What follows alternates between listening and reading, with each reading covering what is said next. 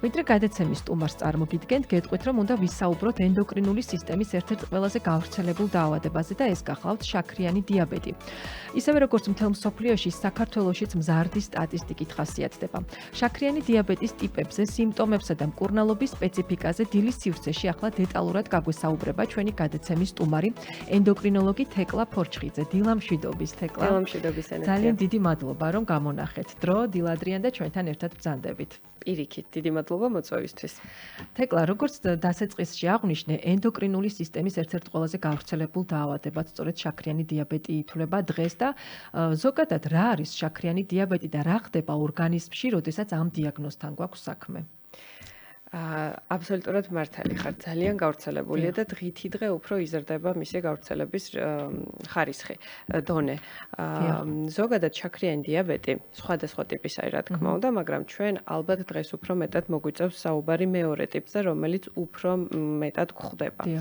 ეს არის ზოგადად ცოტა კომპლექსური დაავადება, ერთი წინადადებით ამის განსაზღვრა რთულია, მაგრამ რეალურად ეს არის სისხლში ეგრეთ წოდებული შაქრის მომატება. როცა გარკვეული მიზეზების გამო სხვადასხვა მექანიზმებით სისხლში გვხვდება შაქრის მომატება. და სისხლში შაქრის მაღალი დონე შემდეგ უკვე სხვადასხვა ორგანოზე მოქმედებს უარყოფითად, ბუნებრივია და ეს იწვევს გართულებებს. ასე რომ ერთი მიზეზის მოცემა თქვენთვის გამიჭირდება.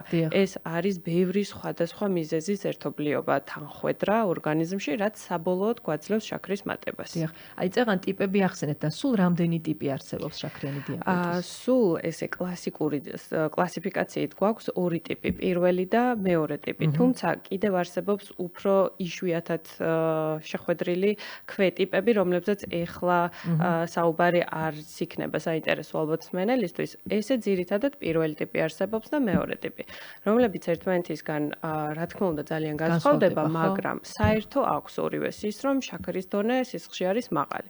განსხვავებულია ამ ორ ტიპს შორის გამომწვევი მიზეზი, მექანიზმი, რატო გვაქვს სისხლში შაქარი და რა თქმა უნდა მკურნალობაც განსხვავდება. თუმცა შაქრის მატება ორივესთვის რა თქმა უნდა ერთნაირად მიდის. აი რა შემთხვევაში დგინდება მაგალითად, რომ აი რომელი ტიპის დიაგნოზია, პირველი თუ მეორე ტიპი, ანუ მაღალი შაქრიანობით? არა, მაღალი შაქარი ორივე ტიპში შეიძლება იყოს. კლასიფიკაცია ხდება გამომწვევი მიზეზის მიხედვით და მიმდინარეობის მიხედვით. პირველი ტიპის დროს სხვა მექანიზმია, სხვა დაზიანების და სხვა მიზეზების გამო ხდება სისხლში შაქრის მატება და მკურნალობა არის აბსოლუტურად განსხვავებული. ესე თუ დავაკონკრეტებთ მექანიზმებს, ხო? პირველი ტიპის დროს ჩვენ ორგანიზმს აღარ რჩება უნარი, რომ გამოიმშაოს ის ჰორმონი, რაც შაქრის დარეგულირებაში უნდა დაგვეხმაროს. მეორე ტიპის დროს ეს ჰორმონი არის, მაგრამ სხვა მექანიზმები უშლის ხელს, რომ შაქრის დარეგულირებას მიაღწიოს. ამიტომ მკურნალობა არის აბსოლუტურად განსხვავებული.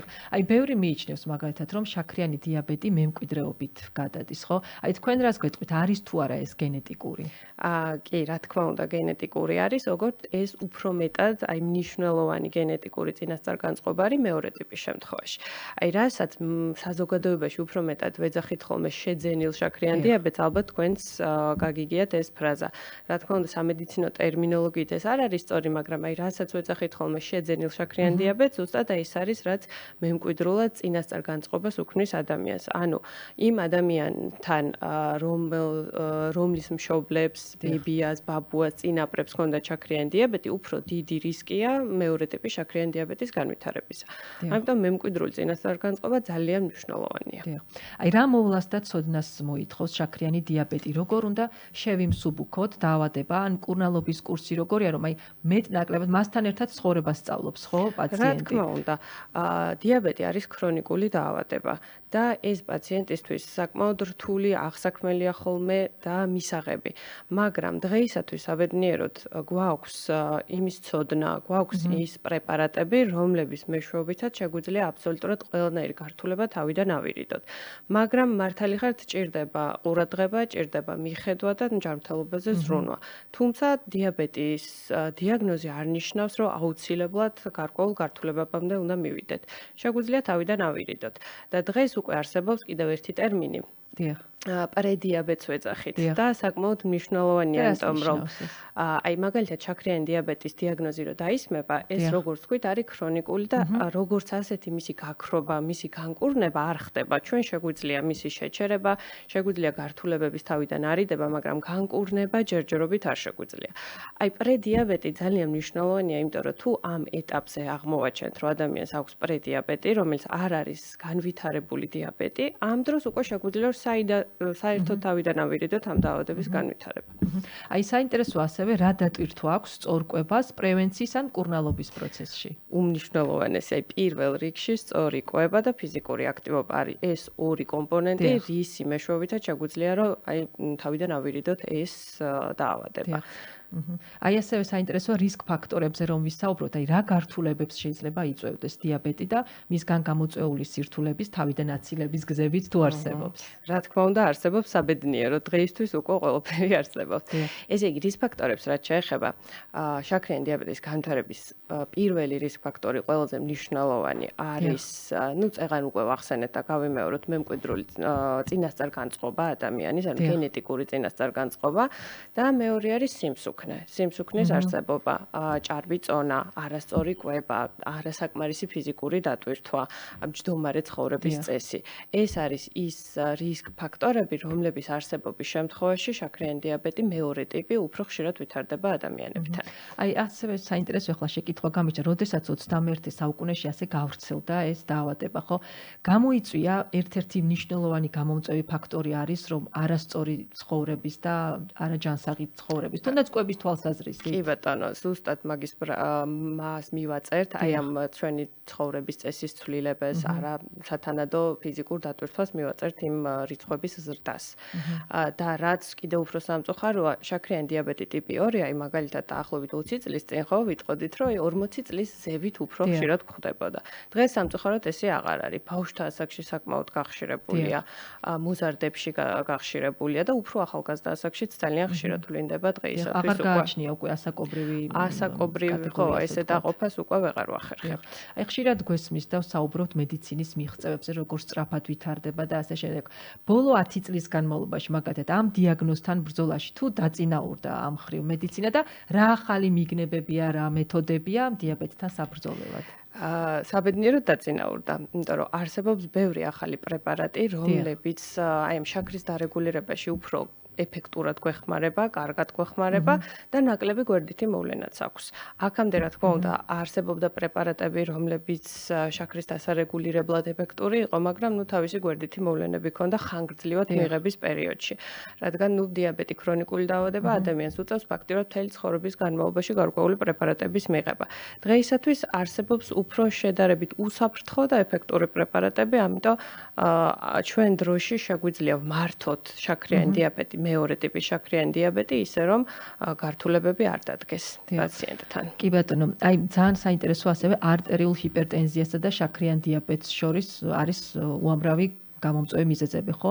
და რისკ ფაქტორები. აი პაციენტი, რომელსაც აღენიშნება ამ ორი დაავადებიდან ერთ-ერთი მეორე დაავადების ალბათ განვითარების მაღალ რისკის ქვეშ იმყოფება. რას უნდა მიაქციოს ამ დროს პაციენტმა ყურადღება? აი რა უნდა გაითვალისწინოს? ზოგადად დიაბეტის მქონე პაციენტი რეგულარულად როგორც ენდოკრინოლოგთან უნდა გადიოდეს კონსულტაციას, ასევე აუცილებელია რომ კარდიოლოგის კონსულტაციასაც იტარებდეს წელიწადში ერთხელ მაინც. როდესაც შაქარი ვლინდება და როცა არის მაღალი, უკვე ნიშნავს რომ გარკვეული დაზიანება სისხლძარღვებისთვის უკვე მინიჭებული აქვს. ამიტომ მიუხედავად იმისა, არის თუ არა გულსისხლთა სისტემის გამოვლინებები, გართულებები, აი როგორც არის მაგალითად მაღალი წნევა, კარდიოლოგის კონსულტაცია ყოველთვის ესაჭიროება დიაბეტის მქონე ადამიანს. სხვათა შორის ხშირად გამიგია, რომ შაქრიანი დიაბეტის შემთხვევაში ეს გულსისხლძარღვთა დაავადებები, აი შემდგომ უკვე ინფარქტს რასაც ეძახიან, ვერ გრძნობენ. ანუ ეს მართალია, რომ ტკივილის დახშობა აქვთ ამ დროს დიაბეტიანებს? ზოგადად არამხოლოდ დიაბეტის მქონე ადამიანებს, არამედ ყველა ადამიანში შეიძლება განვითარდეს არტერიული ჰიპერტენზია, მწნევის მატება, ისე რომ თვითონ ვერ აღიქვას. რაღაც ეტაპამდე ხშირია, რომ არტერიული ჰიპერტენზია ადამიანს აქვს, ისე რომ არ იცის. ამიტომ არის ზუსტად ძალიან მნიშვნელოვანი, რომ სისხლის წნევა გაკონტროლდეს რეგულარულად. დიახ. აი წეღან ახსენეთ ბავშვები და აი მართლაც საგანგაშო სტატისტიკაა დიაბეტის გამოვლენის შემთხვევებზე ბავშვებში. აი ეს გამაფრთხილებელი ნიშნები, რომლებიც გვაფიქრებინებს, რომ ბავშვს შაქრიანი დიაბეტი აქვს. აი რას უნდა მიაქციოს მშობელმა ყურადღება, რა სიმპტომებია პირველადი? მოდით ჯერ ვთქვათ აი ეს კლასიკური ნიშნები რაც არის.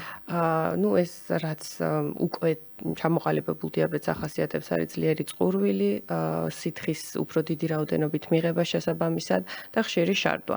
მაგრამ სანამ აი ეს ჩივილები მკვეთრად გამოვლინდება, მანამდეც შეიძლება იყოს რაღაც მიმანიშნებელი ფაქტორები, რაც შეიძლება აიჭვებდეს მშობელს. პირველ რიგში ეს არის წონის მატება, სიმსუქნე, ჭარბი წონა, აი ამ ცვლილებებთან ერთად აუცილებლად უნდა შეფასდეს შაქრის დონე სისხლში. ასევე გასათვალისწინებელია გენეტიკური ფაქტორები. თუ მშობლებს აქვთ შაქრიანი დიაბეტი, ან მათ ბავშვების ბებია, ბაბუას აქვთ შაქრიანი დიაბეტი, ესეც უკვე ზრდის რისკებს. თუ არსებობს არასწორი ცხოვრების წესი, კვება, ხშირად იღებენ ისეთ პროდუქტებს, როგორც არის სწრაფი კვება და ერთ-ერთი ყველაზე მე ვიტყოდი ჩემი პრაქტიკიდან გამომდინარე, პატარა ასაკში ყველაზე რთული პრობლემა არის შაქრიანი გამაგრილებელი სასმელები, ეგრეთ წოდებული, რაშიც არა მხოლოდ შაქარი, კოფეინი არის, დიახ, არა მარტო გაზიანი, თუნდაც ეგრეთ წოდებული ნატურალური წონები, რომლებშიც ასევე ძალიან დიდი რაოდენობით შაქარი გვხვდება. ეს რაც ძალიან ხელმისაწვდომია ყველა მაღაზიაში ბავშვისთვისაც, მშობლისთვისაც. აი ესეთი პროდუქტების ხშირი ყოველდღიური მიღება არის ძირითადი რისკ ფაქტორი ამ დაავადების განვითარებისა. ნუ ჯერ სიმსუქნის და შესაბამისად მერე შაქრიანი დიაბეტის. აი საინტერესოა არის თუ არა განსხვავება სიმპტომების გამოვლენაში ბავშვებსა და მოზრდილებში. თუ ერთი და იგივე სიმპტომით. დაახლოებით ერთი და იგივეა, მაგრამ ნუ როგორც წესი მოზრდილებში მაინც უფრო სერიოზულად, უფრო მკვეთრად შეიძლება გამოვლინდეს. და აი მკურნალობის მეთოდებიც განსხვავდება მაგალითად ინსულინზე რა შემთხვევაში მკურნალობის მეთოდები რა თქმა უნდა განსხვავდება ის პრეპარატები რაც ზრდასრულ ადამიანთან შეგვიძლია გამოვიყენოთ გარკვეული შეზღუდვებით შეგვიძლია გამოვიყენოთ ბავშვთა ასაკში თუმცა ინსულინის გამოყენება სულ სხვა საკითხია ინსულინი გამოიყენება მაშინ როდესაც ჩვენ ორგანიზმში არსებული ჯირკვალი პანკრეასი ვეღარ გამოყოფს თვითონ ინსულინს ესეთ შემთხვევაში გვიწევს რომ გარედან ხელოვნურად შექმნილი ინსულინი მივაწოდოთ თუმცა მეორე ტიპის შემთხვევაში ეს საკმაოდ იშვიათია. უფრო მეტად გვჭირდება ცხოვრების წესის შეცვლა, ფიზიკური დატვირთვა და სხვა პრეპარატის ჯგუფებიც არსებობს, რაც ინსულინის გამოყენება შეიძლება თავიდან აგვარიდოს. თუმცა გარკვეულ პაციენტებში ინსულინის გამოყენება გარკვეულ უარყოფით ემოციებს იწვევს, რაც არ არის თლად სწორი, ასე ვთქვათ, იმიტომ რომ ინსულინის გამოყენება ხშირად ძალიან ბევრ გართულებას თავიდან აგვარიდებს, ხშირად შაქრის დარეგულირებას მარტივად მოვახერხებთ ამ წამნის ფონზე. ამიტომ ეს უარყოფითი ემოციები ვფიქრობ, რომ არ არის მთლად გამართლებული. დიახ. ხო, რატომღაც მიიჩნევა ხოლმე, რომ აი ინსულინზე რახან უკვე არის პაციენტი, რაღაც ეს უკიდურესი მკურნალობის ფორმაა, ასე ვთქვათ, რაღაც ყველაზე მკაცრი ფორმა. აი ზუსტად ესე აღიქმება პაციენტების მხრიდანაც, თუმცა არსებობს სიტუაციები, როცა ინსულინის დამატებით ბევრად უფრო მარტივად და ეფექტურად ვაგვარებთ პრობლემას, ამიტომ თუ საჭიროება მოითხოვს, ინსულინის დამატებაც არ არის რაღაცა სიმკაცრის გამოვლინება. ეს არის ერთ-ერთი ეფექტური გზა შაქრის დასაწევად. და ინსულინის შემთხვევაშიც დიეტა უწევს პაციენტს თუ შეუძლია ნებისმიერი საკვების მიღება? აი როგორ რეგულირდება ინსულინზე დამოკიდებული პაციენტი? ინსულინის შემთხვევაში გარკვეული რაოდენობით ყველანაირი პროდუქტის მიღება შეიძლება. თუმცა რა თქმა უნდა, ის შაქრის შემცველი პროდუქტების, რაც არც იმ ადამიანში არ არის რეკომენდებული, ვისაც დიაბეტი არ აქვს, ამ ესეთი მსგავსი პროდუქტების მიღება უნდა შეიზღუდოს. თუმცა ინსულინი არსებობს სხვადასხვა სახის, რომლების დოზების დარეგულირება შეიძლება იმის მიხედვით, თუ რამდენ შაქარს იღებს ადამიანი იმ კონკრეტულ კვებაზე. ამიტომ შეიძლება ესეც, რომ მეტი შაქრის მიღების შემთხვევაში ინსულინის დოზაც შეიცვალოს. დიახ. აი საინტერესოა ასევე თუ მუშაობს მედიცინა დიაბეტთან ბრძოლის მეთოდიკაზე, რომ პრობლემას საბოლოოდ აღმოიფხვრას და მისგან განკურნება შეძლოს ადამიანს. რა თქმა უნდა, ყოველდღიურად სულ მიმდინარეობს ამასთან დაკავშირებით კვლევები და არსებობს გარკვეული მიღწევები, გარკვეული შედეგები, რაც, ფიქრობ, რომ საბოლოოდ შედეგს გამოიღებს. თუმცა ამ ეტაპზე მისგან განკურნება ჯერჯერობით არ შეგვიძლია. არ არის დადგენილი და აი როდესაც ოპერაციულ ჩარევაზე საუბრობენ, ეს რას ნიშნავს, რომ აი ხშირად წამიკითხავს, ახლა არ ვიცი რამდენად მართალია ეს ინფორმაცია და თქვენ მირჩევნია პასუხი გამცეთ, რომ გაიკეთა ოპერაცია და დიაბეტისგან განიკურნა. ანუ რას ნიშნავს ეს, რასთან არის კავშირში? ზოგადად ქირურგიული ოპერაციები მეტად ორიენტირებული არის წონის პრობლემის მოგვარებაზე, ამიტომ იმ პაციენტებთან, რომლებთანაც დიაბეტის მიზეზი არის წონა და სიმსუქნე, უფრო ეფექტური შეიძლება იყოს, მაგრამ აუცილებლად უნდა გავითვალისწინოთ ოპერაციის დროს არსებული რისკები, გართულების ოპერაციის შემდგომ არსებული რისკები. გარკვეულ შემთხვევებში ოპერაციული მკურნალობა არის ხოლმე საჭირო. ეს უნდა გადაწყდეს აუცილებლად პაციენტის ინდივიდუალურად. ზოგიერთ პაციენტთან ოპერაციის რისკები გადაწონის სარგებელს, ზოგიერთ პაციენტთან პირიქით. ამიტომ ინდივიდუალურად უნდა გადაწყდეს ყოველ შემთხვევაში. და აი ჩვენი საუბრის ბოლოს თქვენი როგორც პროფესიონალი ენდოკრინოლოგის რჩევები იმ ადამიანებს რა უნდა გაითვალისწინონ, თუნდაც პრევენციის გზით და უკვე დიაბეტიანის შემთხვევაში, დიაბეტით დაავადებული ადამიანები. პირველ რიგში აი რა თავიდან რითიც დავიწყეთ, ისევ ამით ვასწავლებთ, ხო? რჩევები, სასარგებლო რჩევები. ჯანსაღი კვება, დაბალანსებული კვება, ნაკლები ნახშირწყლების, ანუ აი შაქრის შემცველი პროდუქტების არსებობა და არ კი მეორე რიგსაც ვერ უწოდებთ. იგივენაირად მნიშვნელოვანია ფიზიკური დატვირთვა, იმიტომ რომ 21 საუკუნეში დამეთანხმებით ალბათ მჯდომარე ცხოვრების წესს ვეწევით უმეტესობა ადამიანების, რაც ძალიან ბევრ პრობლემას გვექმნის. ამიტომ ფიზიკური დატვირთვა და შედარებით ჯანსაღი კვება არის ის ორი ფაქტორი, რაც დაგვეხმარება, რომ შაქრიანი დიაბეტი ავირიდოთ თავიდან. ძალიან დიდი მადლობა საინტერესო საუბრისთვის და რჩევებისთვის. უღრმესი მადლობა გადაცემაში მობრძანებისთვის. ჩვენ რადიო მსმენელს კი შევახსენებ, რომ ენდოკრინოლოგი თეკლა ფორჩხიძე საუბრობდა და გვიყვებოდა ამ ძალიან საინტერესო და მნიშვნელოვანი დაავადების შესახებ და გაგვიზიარა ძალიან მართლაც საინტერესო რჩევები. დიდი მადლობა კიდევ ერთხელ. ახლა ჩვენს ეთერში მუსიკალური პაუზის დროა, ძვირფასო რადიო მსმენელებო და შემდგომ უკვე აუცილებლად კვლავ ეთერში დაგიბრუნდებით.